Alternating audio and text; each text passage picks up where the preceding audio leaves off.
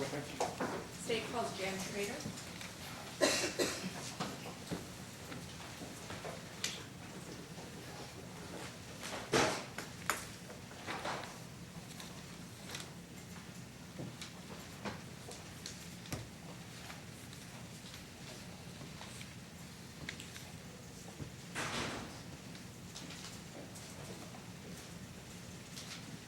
If you could stop and raise your right hand.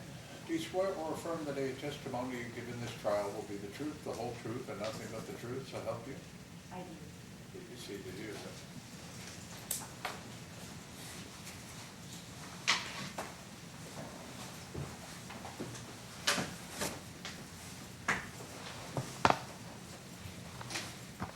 Now that you're seated, please state your name in full and spell your last name for the court's record. My name is Janice Lorraine Schrader, and my last name is spelled S-C-H-R-A-D-E-R. Go ahead, Counsel. Ms. Schrader, in 2021, what was your occupation? I was a SANE nurse. And what is a SANE nurse? A SANE nurse is a sexual assault nurse examiner. Okay. And who are you employed by? I just moved to Idaho, so I'm no longer, but at that time I was employed by RSI, which is Rapid Safe Investigation. It's an independent company that goes into the different hospitals to take care of patients that are suspected sexual assaults. Okay. And can you describe your educational background? I have my bachelor's in nursing science. Okay. And are you a registered nurse? Yes. Okay. And any other certifications that you hold? I also hold the Oregon SANE certification. And what's the process for getting? There's reports you have to do. You have to turn in like didactic cases that you've done. You have to make sure you have all the training, and then the group determines if you've earned the certification. Okay. So is it training specific to sexual assault examination? Yes, for the certification, yes it is. Okay. And approximately how many people have you examined that were reporting being sexually assaulted? Since I started doing this independently in the end of June of 2021, I've done over 165 cases. How do you process the typical case of a suspected sexual assault? So the procedure is when, since we're on call, the patient goes into the ED, or they could also be on the unit in the hospital. And when you say ED? Oh, sorry, emergency department. Okay. And so the staff calls a pager system for us, and then we get paged. And then I will call the hospital and get a little more information, if it's an adult or a child, how long ago the case happened. And then I ask if they're going to report, if the police have been called. If they hadn't been and they want to report, that the police be called. And I also ask if an advocate has been called. And if an advocate has not been called, I ask the staff to call an advocate for the patient. And then I give them depending on whether I give them an estimated time that I'll be there. We have within 2 hours per contract to get to any of the hospitals, so I might be on another case. So they give us 2 hours to get there. And then on arrival at the hospital, I introduce myself to the patient. I explain who I am, what I am, SANE, and then I talk to them about the different options, and then let them decide what they would like me to do. The options that I can offer them is I can do a head-to-toe exam looking for injuries, and also do preventative medications and treatment if there are any injuries.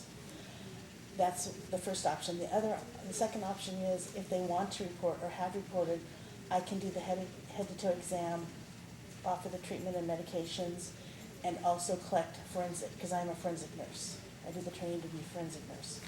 So I can collect evidence. And then the third option is I can do the head-to-toe exam,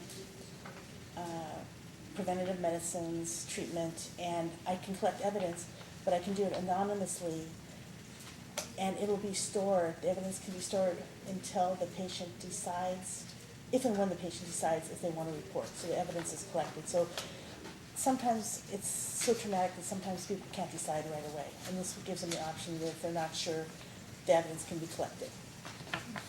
And is another option just to not have an examination at all? Absolutely. Okay. They can decline when I get there. Okay. And they can decline anytime through. We can stop the process at any time. How would you describe the examination itself? So the first part is, of course, them deciding what they want and then signing consents and release of information. The chart I do is a paper chart, and it's part of the medical records. I am a medical professional when I go in. And then after that is done, we start doing the paperwork. The same chart, the stuff I do with the patient is about 15 pages. The first 5.5 pages is questions about the incident and general information that helps me guide me where to collect evidence. The rest of the chart is more about the exam. There's bodygrams that I mark. Like if there's injuries, I would mark it on a bodygram, the little pictures. And then I would, and there's a page that is where you write the injuries and more information. And then the last page is like what I did with the evidence, what I'm going to do with the evidence, either lock it up or give it to the police if they're available. Does part of this head-to-toe exam include a gynecological exam? Yes. Can you describe how that goes with the hearing? So, depending on whether they want it or not, I can use a speculum, which is an instrument that opens up the vagina so I can look inside and visualize the cervix and what's called the inside of the vagina, which is the vaginal vault, to look for injuries and that kind of stuff. Or I can, if they don't want to do that, I can collect swabs, which is part of the exam. I can collect swabs if they want without using a speculum if they're too painful. So they have, what I do, where I examine and where I collect swabs and for forensic evidence is what the patient wants. It's what they want. Okay. As part of this examination, do you also collect swabs? Yes, sorry, I do collect swabs, Okay, and. if they want. Okay, and is the collection of the swabs generally informed by the medical history they provide you about what happened? Yeah, it's informed by the medical history and also if I find something while I'm doing the exam, that can also decide what evidence I collect. Okay, and not sure we really covered it, but as part of this examination, a taking of the medical history from the patient about what it is that occurred. Yes. Okay, and why Yeah. do you do that? We do a narrative, and I do, they tell me what happened, and I use their own words, I use quotes. And part of that is so that I know it helps me know where to collect evidence. Like, if they were kissed, then I would collect my swab, that area, or things like that. Okay, and is it also for purposes of diagnosing and treating? Yes. It helps me, if there's known injuries that they have, it helps me really look closely in those areas. And I might look at those areas first to make sure that it's not something that a doctor might need to come in and view. And it might be more, like in cases of like strangulation, I'll have the doctor, depending on what they're saying, I'll talk to the doctor and they might go for a CAT scan. If the doctor deems that they need a CAT scan for that. Okay, does that medical history that you take from them, the account of what occurred, also inform medications you might prescribe to them? Yeah, deeming on what, like where they were penetrated, what happened, helps guide if I recommend like preventative medications for STDs or HIV. And, let's see. Did you see a patient by the name of Erin Hasty? Yes.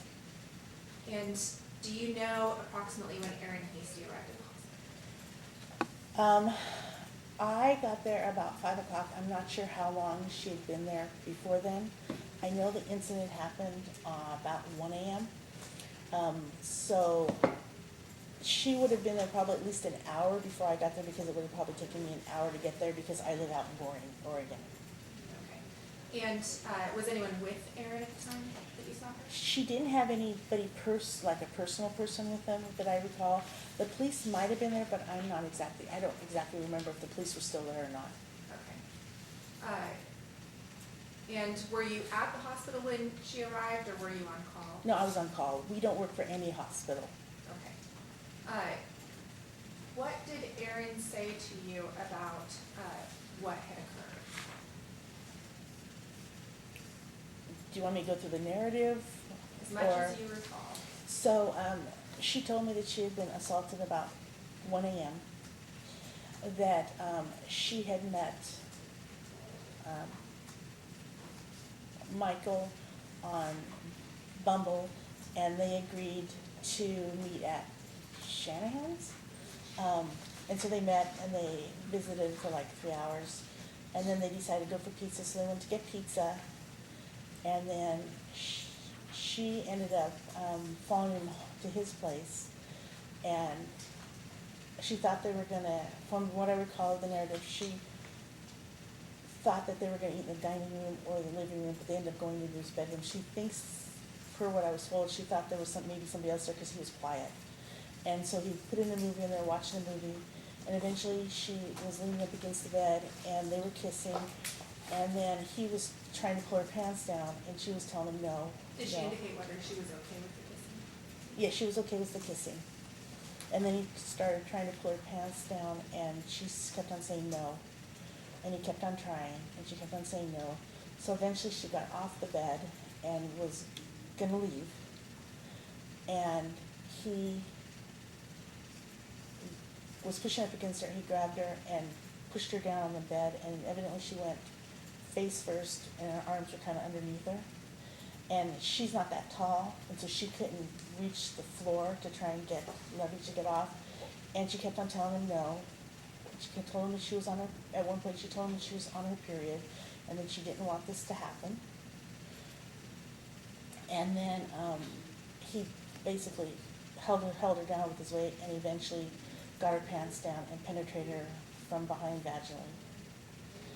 And she eventually was able to scoot down far enough to where she could get some leverage with the floor. Her feet got to the floor, and she was able to push him off. And she stood up to leave, and got her shoes on, and facing him this time, and grabbed her purse, and he kept on trying to grab her, and she ended up was able to leave, and cried on her way out to the car, and then left.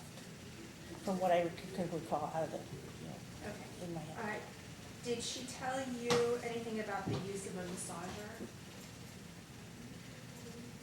Yes, at one point when he was on top of her, I think that's before she went to leave.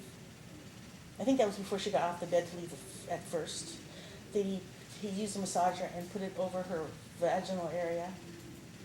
And I'm pretty sure that was before that she was able to get up the first time to leave.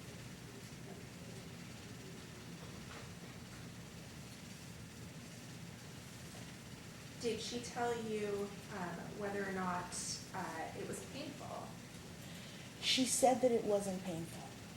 Did she describe the use of any sort of lubricant or anything? She said that she thought that he had used some lubricant, and she felt something drop on her thigh, and she wasn't sure if that was possible lubricant or if it was from him finishing. So she put it something to that effect.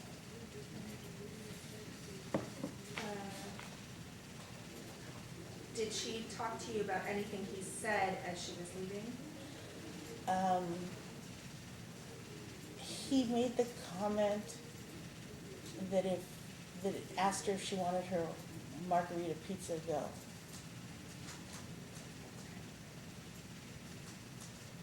He also said that he thought when she was saying stop, that she had said don't stop. Okay. He said that as she was leaving.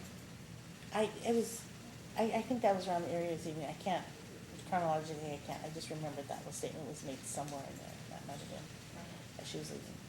Did Erin report any symptoms? Not physical. She didn't really have any pain or injuries that she knew about. She was just more feeling overwhelmed. She was teary during the exam, crying gently at times. Okay. Now, in the section, acts described by the patient, did you indicate whether she described penetration of her mouth? No, she didn't. She denied penetration of her mouth.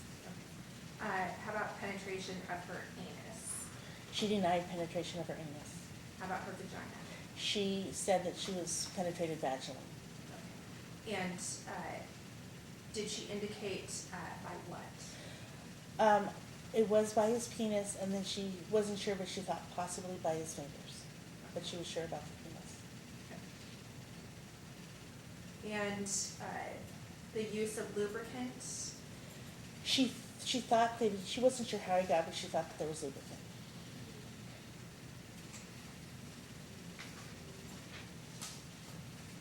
Did she tell you whether or not he strangled her? Is that a question you asked? I do. I ask all these cases, we have a whole page just dedicated to strangulation because it is so dangerous. And she denied being strangled, and I found, asking questions, I found no evidence of strangulation. Okay. Can you describe Erin's affect as you're doing the examination? Yeah, she was teary at times, and she gently cried at times. And at one point, she said that she was very overwhelmed, feeling very overwhelmed. Now, did you note any injuries on Erin? No, I did not find any physical injuries.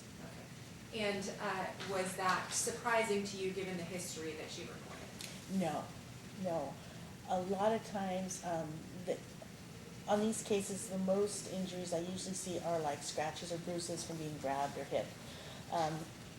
Vaginally, a lot of times I don't see any injuries, even on violent cases, because of the way the vagina stretches and moves.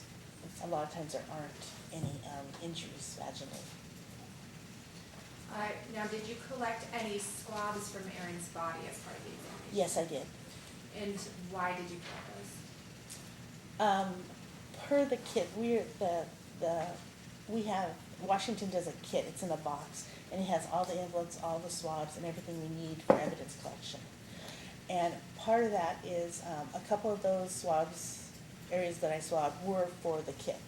It's like the standard ones. And then the other ones areas I swabbed were by what she reported.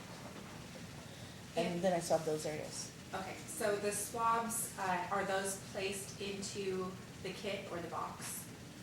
You mean after I get done, or after I get done swabbing, I put the swabs in what we call a swab dryer. It's just a little machine. It has a holder that separates the swabs out. You stand them in there, and it's got a fan, and it dries the swabs. The swabs have to be dried before they can be repackaged back into the box for the evidence and secured. So once the swabs are dried, what do you do with them? So in the Washington kit, there's these little thin boxes that come flattened, and you put them together, and you drop 2 swabs at a time into the little box, and you write like where they were from, like oral. And then you take those boxes, and there's envelopes that are labeled for the different areas, and you put those swabs in that envelope, and you seal it with evidence tape.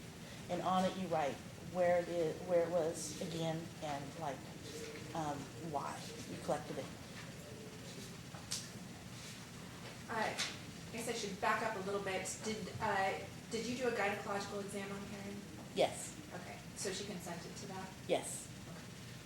And did she report to you as to whether or not she had a tampon in at the time of the assault?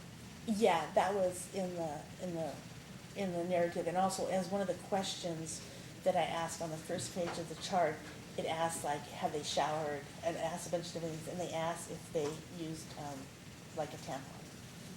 Okay. And did she still have the tampon in at the time that you? There was a tampon in, and yes, at the time. And did you collect that? Yes, I tampon? did.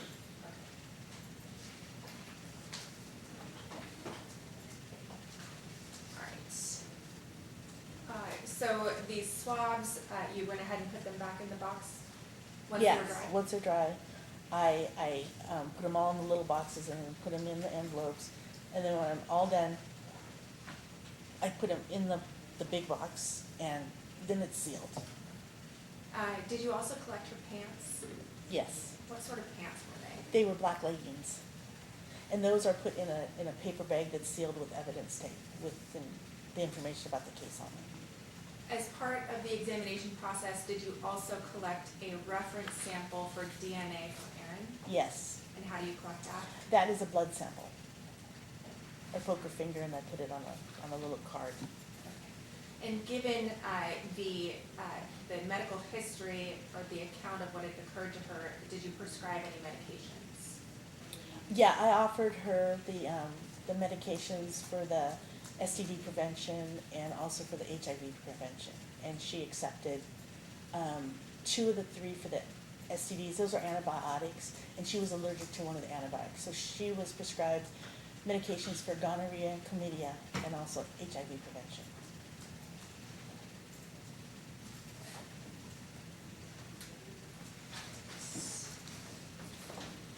Could you go ahead and put on the gloves for me? Yep.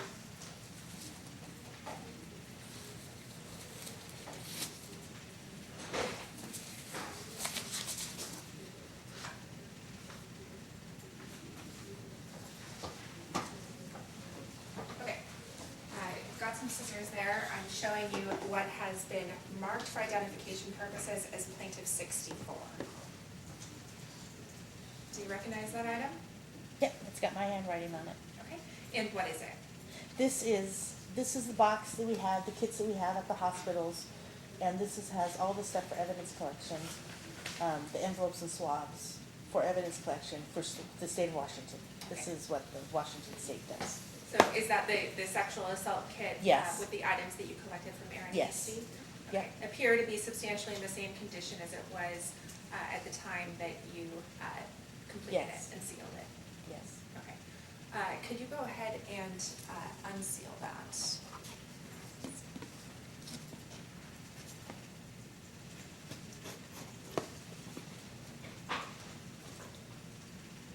The lab reseals it.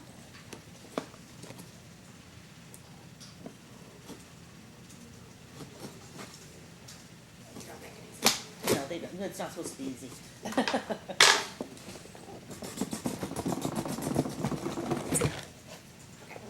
Okay. And what are the contents of that particular box?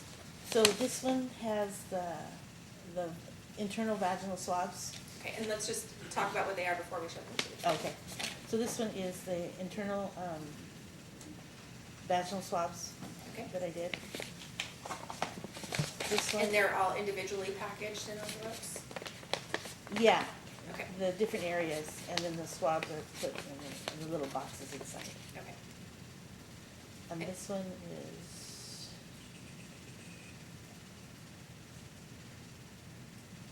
these are skin swabs. Okay. This was the anal fold swabs. This was oral swabs. This was the blood sample. This was the external genitalia swabs. This was trace debris envelope. And this one is underpants.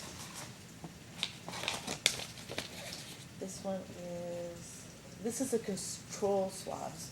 They give a little vial of like distilled water, and for external swabbing, we moisten one and then we use a dry one. And so they give a little vial, and then we also do a control swab to make sure that there's not an issue with the distilled water that's in the little vial. This is pubic hair combings. This is fingertips, like end of fingernail kind of thing. And then the rest is the paperwork. Okay. And you individually package all of these items? Yes. Okay. And do they appear to be packaged in the same manner that you packaged? Yes. Okay. Well, at this point, state would move to admit 64? 64. No objection. Okay. Is that a no? No objection. 64 is admitted. I have no further questions. Cross-examination?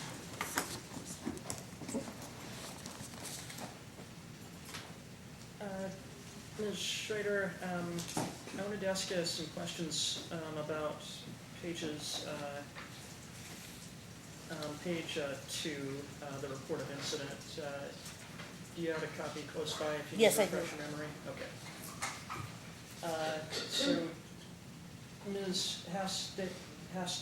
Hastings, told you that she said I feel like I said no a lot, correct? Is that on page 2A or 2B?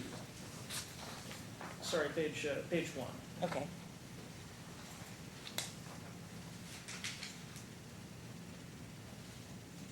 I'm sorry, I'm wrong, top of page 2. Yeah, that's what I wrote. I feel like I said no a lot. Okay. And you testified that she did not indicate that she felt any pain during the penetration, correct? Yeah, she wrote, per the narrative I did, it wasn't painful. I didn't feel any pain. Okay, and she indicated that a possible reason was that perhaps Mr. Bortolini was not very well endowed, correct? Yes, yes, that's what was written. And she told you that she did not know if Mr. Bortolini pulled the tampon out, correct?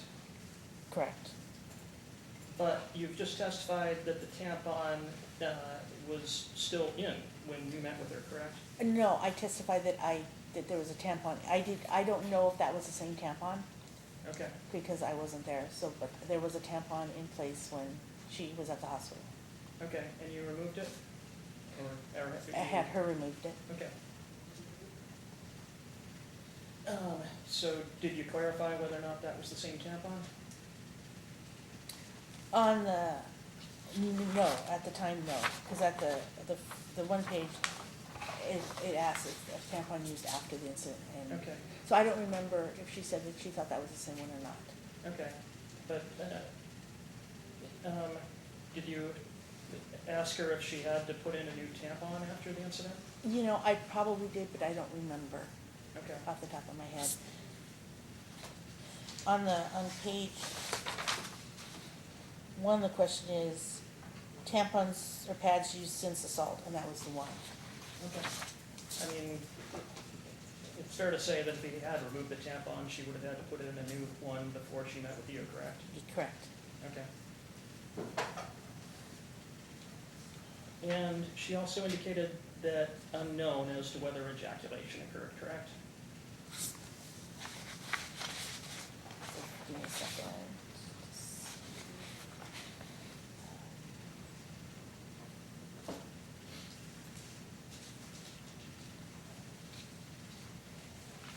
It was, yeah, she wasn't sure. Okay. And do you have an independent recollection of meeting with Ms. Hasty? Kind of. It was 2 years ago. So, but I do vaguely, remember little bits about the different cases I've done. Okay, so I wanted to, you already testified about this, but I kind of wanted to go over it again. When you said you checked the box for vaginal penetration with finger and then wrote possible next to that. So Yeah. I wonder if you remembered any other details about how she phrased that and why she indicated I don't possible? remember specifically, but because of the way I wrote it, I would assume that I asked penetration by penis, and she said yes, and I would have asked fingers, and then that's probably when she said possibly. Okay. And that's why I wrote possibly on there, because she wasn't sure. Okay. And that's how come I wrote that And- notation. Okay, and there's a box for finger, right? Yes, Okay, so that's a standard question that you ask, correct? yes. Okay, and you took, I'm looking now at page 67. You took skin swabs, correct? So 67 and you does not correlate, but that is. No, sorry, page Oh, 13. Thank you.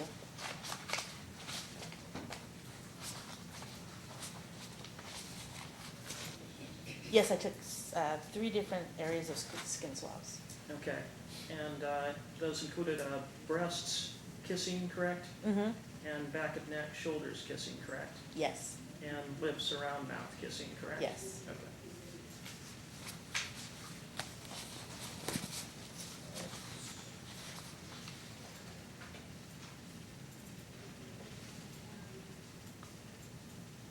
All right, thank you. Nothing further? Redirect? Just quickly, in the medical history portion, in addition to saying, I feel like I said no a lot, did she describe in other areas where specifically she said no? Yeah, part down, one of them was part down, like mid-page. It says, oh, I just lost it. Sorry, what page are we referring to? Oh, sorry, 2A.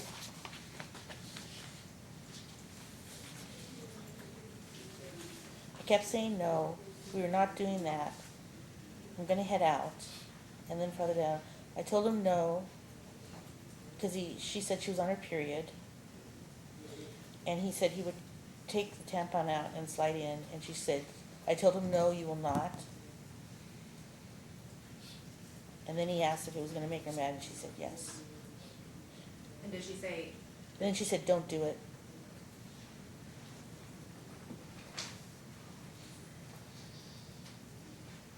right, I have no further questions. Recross? No recross. You'll let me take these then? Yes.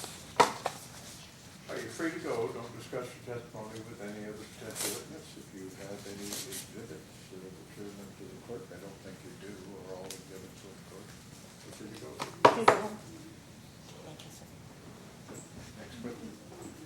I'll have to check and see if he's here, Your Honor. I called him up from this afternoon, but it's going to be David Stripsky.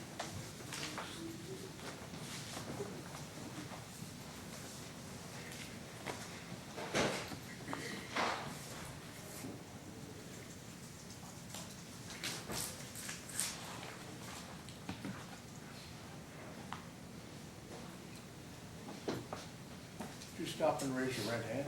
Do you swear or affirm that the testimony you give in this trial will be the truth, the whole truth, and nothing but the truth, so help you?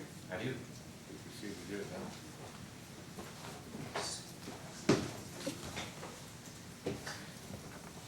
Now that you're seated, please state your name in full and spell your last name to the court record. My name is David Stritsky. My last name is spelled Stritske. Go ahead, Counsel. Thank you. What is your occupation? I am a forensic scientist working for the Washington State Patrol Crime Lab, assigned to the DNA section. And what is a forensic scientist? Forensic scientist is somebody who tests items of evidence, ultimately for court cases like this. And can you describe your educational and technical background? Yes, I have a Bachelor's of Science in Biological Sciences from Oklahoma State University. I also have a Master's of Science in Forensic Science from the University of Central Oklahoma. In addition to my formal education, upon being hired by the Washington State Patrol, I went through an extensive year-long training program that included training in the identification of biological fluids and DNA analysis. Prior to beginning casework, I had to complete and pass competency testing in both of those areas of training. Additionally, I complete at least 8 hours of continuing education every year. And how long have you been employed by the Washington State Patrol? Approximately 16 years. And what are your general job duties there? My primary duties include analyzing items of evidence in routine and complex casework, interpreting analytical results, making conclusions to those results, preparing written reports, and testifying as an expert witness. And how long have you been engaged in DNA analysis? The entire time after that initial year of training, so approximately 15 years, and in that time I've completed approximately 1,000 cases. And is the Washington State Patrol Crime Lab accredited? Yes. And what does that mean? An accreditation is a program that a crime lab can choose to participate in where certain aspects of their facilities, testing procedures, personnel, and security all meet certain stringent standards. This is done initially by on-site inspections by trained auditors for the initial accreditation, and then periodically after that to maintain accreditation. And what measures does the Washington State Patrol Crime Lab take to ensure that the results are accurate and reliable? There's many measures we take. Some of the examples are, beginning very basically, I keep my work area clean, I wear gloves and a lab coat to protect the evidence from my DNA. We also perform validations on any new testing procedures or instruments that we're going to implement to make sure that they work the way that they're supposed to. We have a quality assurance program where any new chemicals that we're going to use get tested to make sure that they're working properly. We have positive and or negative controls that are tested alongside the evidence samples to make sure every step of the process is working appropriately. We perform peer reviews of every case, so once I complete a case, I hand it over to another trained scientist who looks over all that information to make sure that they would come to the same conclusions I did based on the information present. And the last example is our proficiency testing program. A proficiency test is put together by an outside company and is given to me where I don't know the correct answers, and I test it like I would any other case, submit the results back to that outside company for evaluation. All my proficiency test results have been correct, and I perform 2 of those every year. Okay. And can you describe to the jury what DNA is? DNA stands for deoxyribonucleic acid, and it's basically the blueprint for life.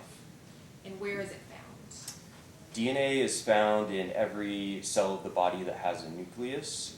Within the nucleus, it's organized into 23 chromosomes. One you inherit from your mother, the other you inherit from your father. And is everyone's DNA different? Everybody's DNA is unique with the exception of identical twins. What is the technique you use for DNA testing at the lab? The technique I use is short tandem repeat DNA analysis using the polymerase chain reaction, or PCR for short. The short tandem repeats are the specific locations on the DNA that we're interested in, and the PCR process makes many, many copies of those specific regions so that the laboratory instruments can then detect the DNA. And is this testing method generally accepted in the scientific community? Yes, it is. Are there any other uses for DNA testing besides forensics? DNA testing is used in the medical field, in paternity testing, and in genealogy.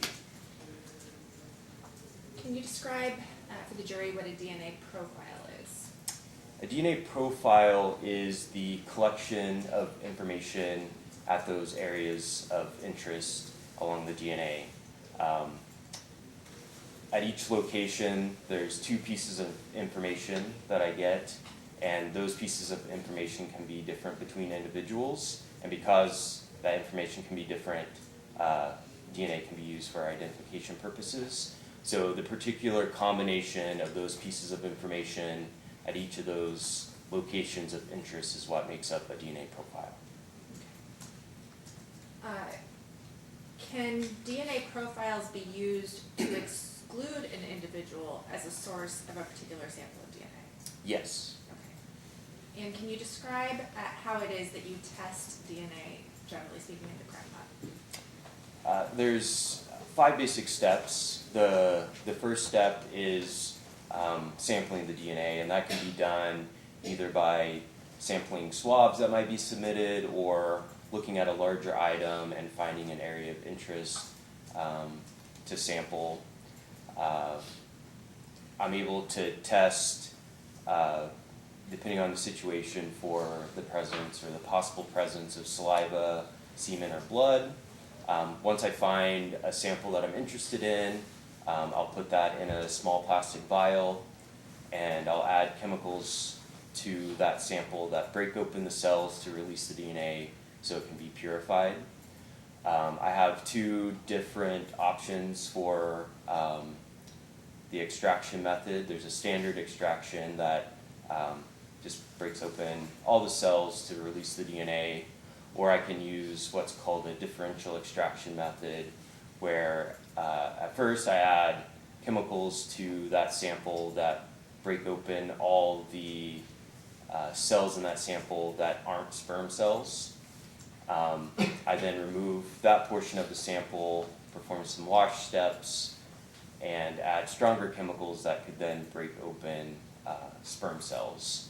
I perform that kind of extraction, like I mentioned, in situations where there's possibly sperm cells present in that sample. Sperm cells have a little bit stronger exterior so they can withstand the first process. So from one sample that contains non-sperm cells and non-sperm cells, I end up with two samples with the differing DNA types in each sample. The next step would be the quantification step, where I determine how much DNA is in my samples.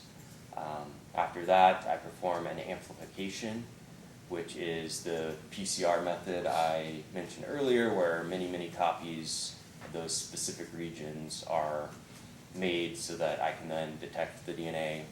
The last step is the analysis step, where the DNA from those specific regions are separated and then detected. Once the DNA profile is obtained, I'll evaluate it for quality, and then I can use it for comparisons. And what is a mixed DNA profile? A mixed DNA profile is one that originates from more than one individual. I mentioned before that I'm expecting to see two pieces of information at each location. If it's a mixture of more than one person, I would see more than two pieces of information at those locations of interest. And can you determine, generally speaking, which individuals are present in a mixture? It depends on the quality and complexity of a mixture. In some situations, I can use a computer software program called StarMix to help me analyze a mixture and determine who might be a possible contributor to that mixture. And once you develop a DNA profile and make comparisons, can you calculate a statistic to give weight to a match or inclusion? Yes, I use a statistic called a likelihood ratio, which expresses how many times more likely it is to observe a particular DNA profile if it originated from a certain individual than if it originated from an unrelated individual selected at random from the U.S. population. And how do you calculate that statistic? I use that computer software program I mentioned earlier called StarMix.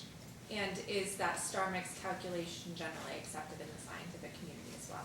Yes. Okay. Now, when did you begin your analysis on this particular case? If I remember right, I first opened an item of evidence on December 30th of 2021. And what items were submitted to you for analysis? There was 3 items that I tested. Item 1 was a sexual assault kit. Item 6 was a DNA reference sample from Michael Bortolini. And if I may refer to my notes for the 3rd item. Would it help to refresh your recollection? Yes, it would. The last item was item 5, which was a tampon reportedly collected from Aaron Hastay. Okay. And what did you do with the reference sample collected from Michael Bortolini? I took a sample from that reference sample and produced a DNA profile. And what was contained in evidence item 1?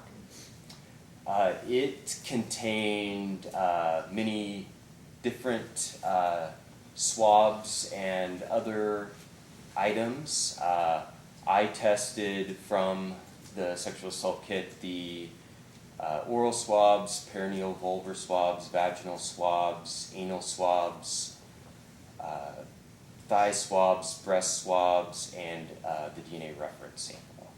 Okay. And starting with the oral swabs, what were the results?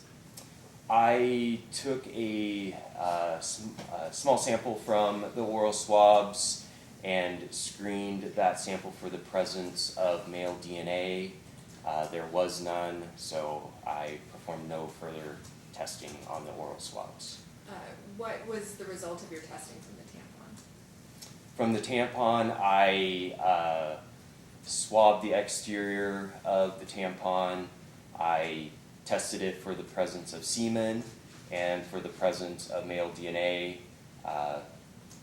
There's no semen detected and there's no male DNA detected. And just to kind of cut ahead, did you find semen or sperm cells in any of these tests that you performed? No semen was detected on any of the samples I tested.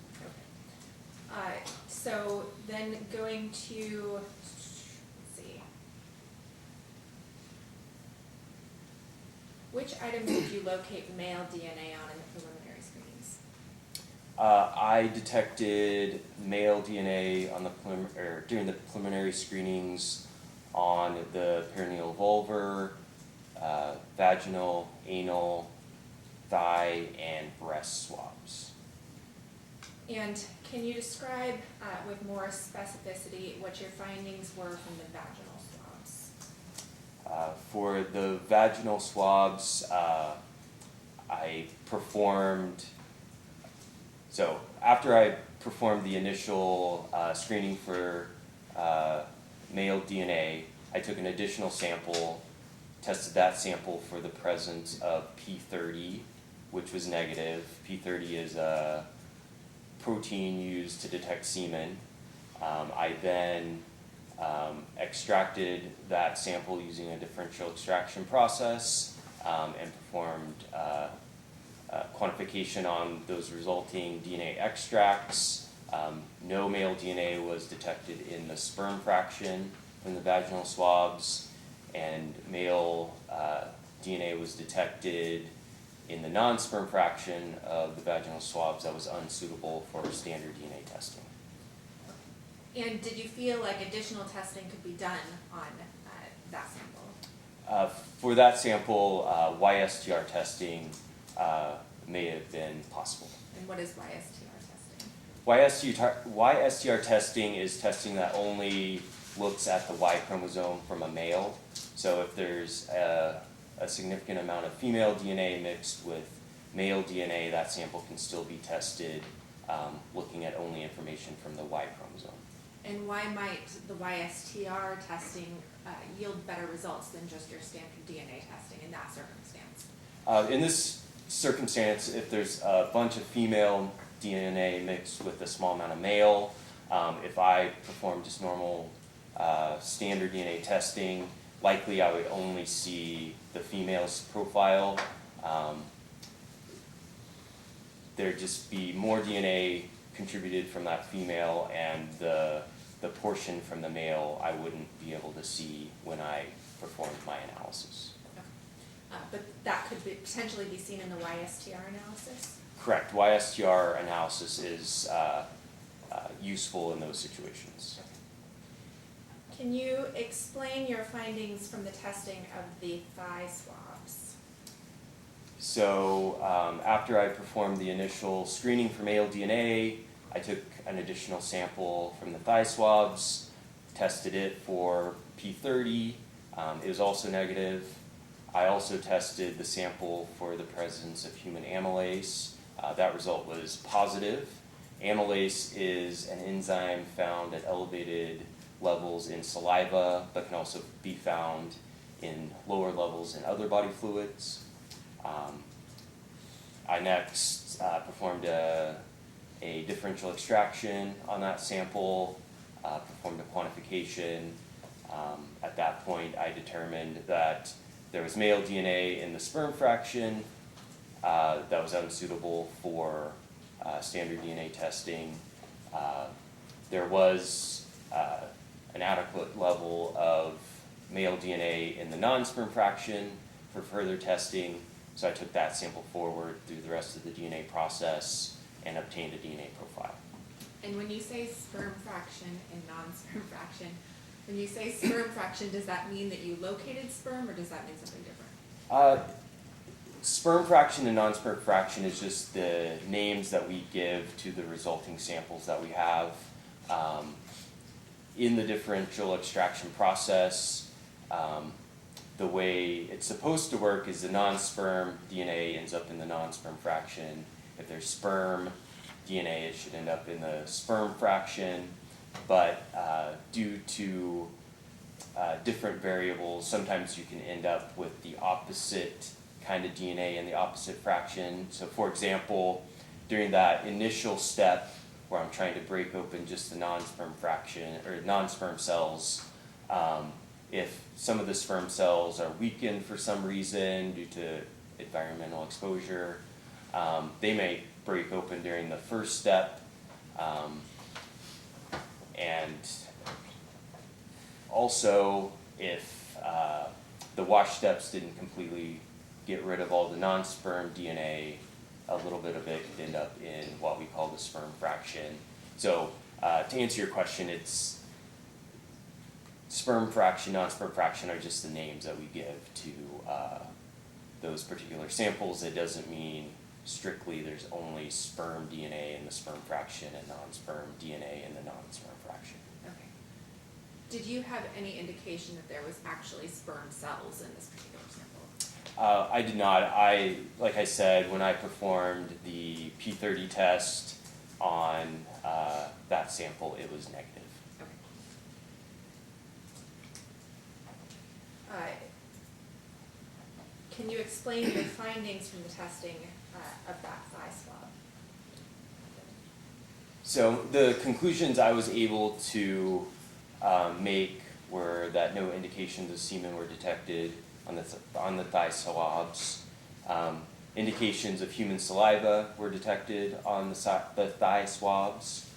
And then the conclusion I was able to make in regards to the DNA profile that I obtained from the non-sperm fraction from the thigh swabs was it was a mixture consistent with originating from 3 individuals, one of which was a trace component.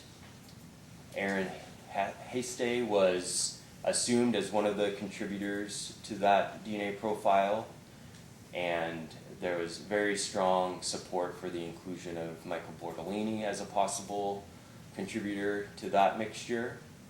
Assuming 3 contributors and Aaron Hastay as one of those contributors, it is 290 nonillion times more likely to observe that DNA profile if it originated from Aaron Hastay, Michael Bortolini, and one unknown individual than if it originated from Aaron Hastay and 2 unrelated individuals selected at random from the U.S. population. Nonillion. Not a number we generally hear. Do you know how many zeros are in a nonillion? 1 nonillion would be a 1 followed by 30 zeros. And did you suggest additional YSTR then testing for the vaginal swabs? I did. Okay.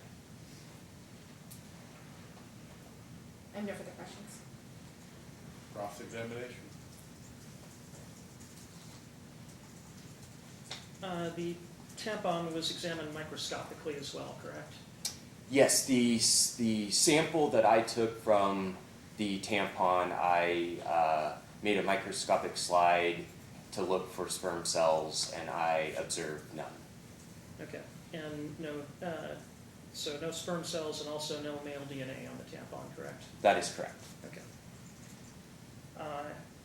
And in a situation where a condom was used and the male ejaculated, would you expect to find sperm cells? If a condom was used, I would not expect. Sorry, I misspoke. Where a condom was not used is what I meant to ask. My apologies. If a, so in the situation, just speaking in generally, or in generalities, if a male were to ejaculate and assuming he's not vasectomized or doesn't have some medical condition where he wouldn't produce sperm cells, then yes, I would expect to find sperm cells. Okay. And in the literature you've read, pre-ejaculate can contain sperm cells as well, correct? I have read that in the literature, yes. Okay.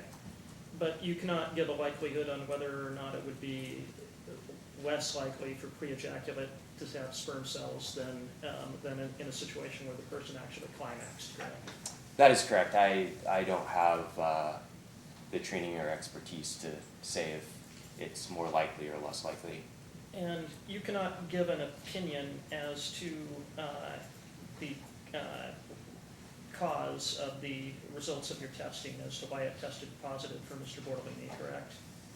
I guess I don't understand your question. So you can't attribute it to, it could be skin cells or saliva or some other biological sample from Mr. Bortolini, correct? That is correct. I can't determine exactly how DNA got on a particular item in this case. Okay.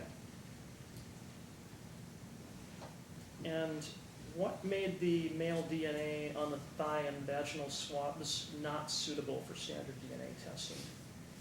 It has to do with the ratio between the amount of female DNA that I detected and the amount of male DNA detected. If the ratio is too high, at a certain point I wouldn't expect to get usable results from the male portion of that sample.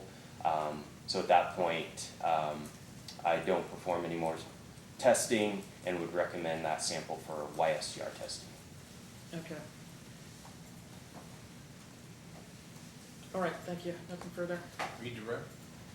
Would you necessarily expect to find sperm or semen if a male, in a vaginal swab, if a male did not ejaculate? Or is that something you can testify to? Sorry, can you repeat your question? Would you necessarily expect to find semen or sperm cells in a vaginal swab if a male did not ejaculate? If they did not ejaculate, there's too many factors, like the defense attorney indicated, pre-ejaculate can contain sperm cells. There's just too many variables for me to say with any certainty if I would expect to see sperm cells in a particular vaginal sample or not. I can only perform the tests and report what I find. And I think defense counsel may have misspoke. You were able to do standard DNA testing on the thigh swabs, correct? Oh, sorry, the non-sperm fraction of the thigh swabs, yes. The sperm fraction of the thigh swabs, I did not. Okay. I have no further questions. Recall. No recross. Can the witness be excused? Yes. You're free to go. Don't discuss your testimony with any other potential witness. Thank you. Your next witness. State calls Brad Dixon.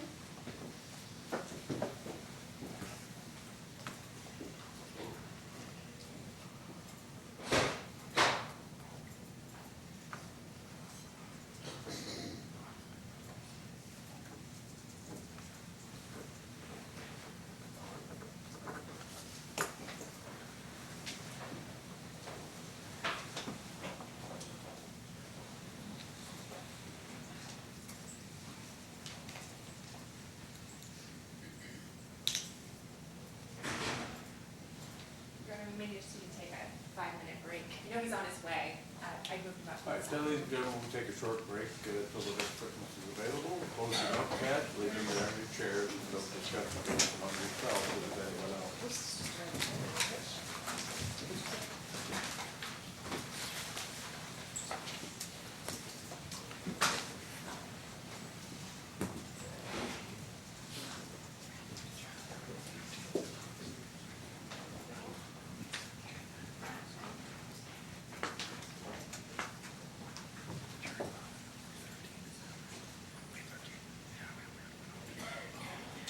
Let me know when you're ready to proceed. Thank you.